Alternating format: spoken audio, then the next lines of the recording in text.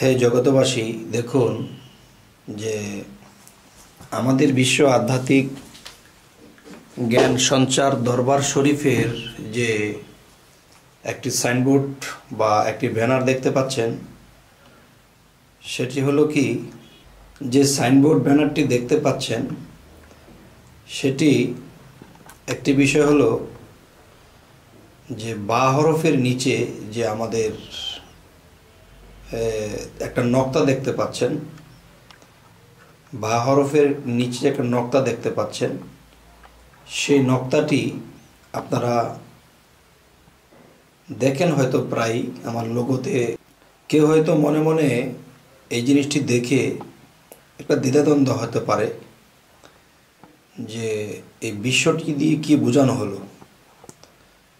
তবে হে জগতবাসী, আপনাদের সামনে আমি এখন এই মুহূর্তে আলোচনা করব এই বা হরফের আরও কিছু রহস্য নিয়ে। অবশ্যই আপনারা একটু খেয়াল করে শুনবেন। তবে এই আলোচনার কিছু কিছু ইঙ্গিত আমি আপনাদেরকে আগে অন্য ভিডিওতে বলেছি, তবে চেষ্টা করব আজকে আরও একটু খোলসা করে বলার জন্য। তো আজকের যে বিষয়টি কি, যে আমাদের বিশ্ব আধ্যাত্মিক জ্ঞান সঞ্চার দরবার শরীফের যে ব্যানারটি দেখতে পাচ্ছেন, যে এই ব্যানারের মধ্যে সারা বিশ্বের মধ্যে একটি বা হরফ দেখতে পাচ্ছেন। তাহলে এই বা হরফ হলো একটা বিশেষ সংকেত। সংকেত কীরকম?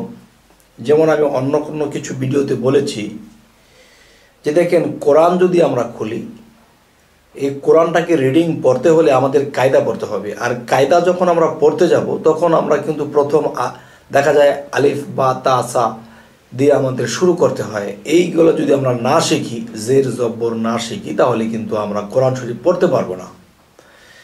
তাই বলি যে এই যে কোরআন শরীফটা পড়তে গেলে দেখা যায় যে আমরা সর্বপ্রথম আলিফ দিয়ে শুরু করি। তাহলে আল্লাহর দোস্তকে, আল্লাহর দোস্ত হযরত মুহাম্মদ সাল্লাল্লাহু আলাইহি সাল্লাম, তাহলে তিনি কিন্তু বান্দা। তিনি যখন এই পৃথিবীতে জন্ম নিয়ে এসেছেন, তো মুহাম্মদ সাল্লাল্লাহু আলাইহি সাল্লামের উপরে যে কালেমা নাজিল হলো, সেই কালমাটা কি? লা ইলাহা ইল্লাল্লাহ মুহাম্মাদুর রাসূলুল্লাহ, যে নাই কোনো মাবুদ আল্লাহ ছাড়া, হযরত মুহাম্মদ সাল্লাল্লাহু আলাইহি ওয়াসাল্লাম আল্লাহর প্রেরিত বান্দা ও রাসূল। তবে হে জগতবাসী, আজ আমি যে জিনিসটা বোঝাতে চাচ্ছি সেটি হলো যে এই বা হরফ আমাদের বিশ্ব আধ্যাত্মিক জ্ঞান সঞ্চার দরবার শরীফের এত বড় একটা বিষয় যে দেখেন, এই মহাবিশ্ব ব্রহ্মাণ্ডটা বা হরফের ভিতরে লুকায়িত, এবং আগুন, পানি, বাতাস, মাটি, আলো, এই পাঁচটি জিনিস দ্বারা এই সমস্ত বিশ্বজগৎ সৃষ্টি হয়েছে। এই পাঁচটি জিনিস বা হরফের ভিতরে লুকায়িত।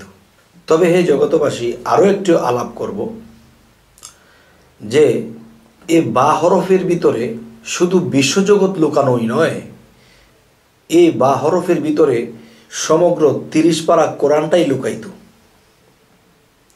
আচ্ছা, তাহলে বা হরফের ভিতরে যদি পুরো 30 পারা কোরআনটা লুকায়িত থাকে, তো এর মানে কি? 30 পারা কি বা হরফের কাছে ছোট?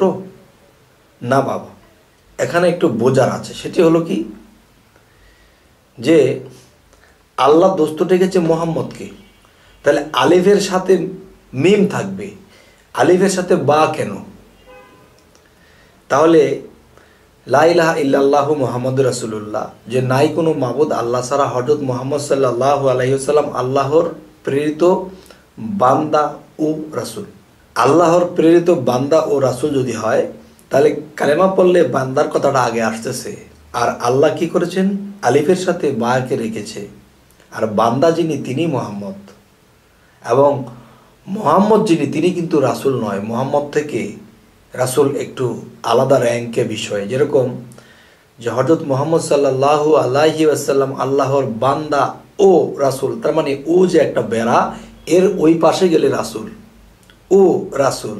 তাহলে বান্দা, মুহাম্মদ বান্দা, কিন্তু মোহাম্মদ ও রাসূল। যাই হোক, আজকের এই জিনিসটা আরেকটু ক্লিয়ার করে বলার চেষ্টা করব আপনাদের। হে জগতবাসী, এখন যেটা বলবো যে সমগ্র বিশ্ব ব্রহ্মাণ্ডটা বাহরফের ভিতরে লুকায়িত নয়, শুধু আগুন পানি বাতাস মাটি আলো, শুধু এগুলোই নয়, আরও কিছু আছে। সেটা কি? যে পুরো 30 পারা কোরআনটা লুকায়িত হয়েছে সূরা ফাতিহার ভিতরে। সূরা ফাতিহা লুকাইল বিসমিল্লাহর 19টা অক্ষরের ভিতরে, এবং বিসমিল্লাহর 19টা হরফ লুকাইল সেই বা হরফের ভিতরে, এবং বা হরফটি লুকাইল নক্তার ভিতরে, বা হরফের নক্তার ভিতরে। এখন এই নক্তাটি কি? হে জগতবাসী, এই নক্তা বিষয়টা কি?